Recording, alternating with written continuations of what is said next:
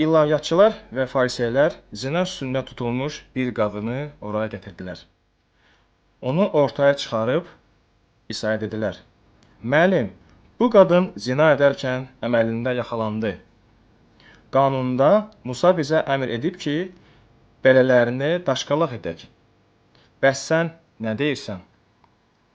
Bunu İsa'nı sınamaq üçün deyirdilər.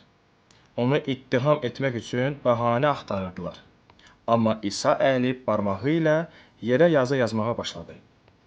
Ondan təkrar soruşduqları zaman dikəlib onlara dedi: Sizdən kim günahsızdırsa, qadına birinci daş atsın. Sonra yenə əyilib yerə yazı yazdı.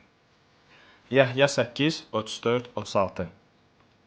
İsa onlara dedi: Doğrusunu sizə deyirəm.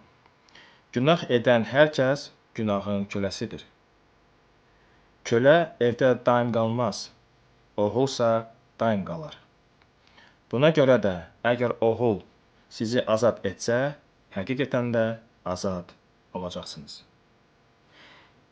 Yezekil 36, 26.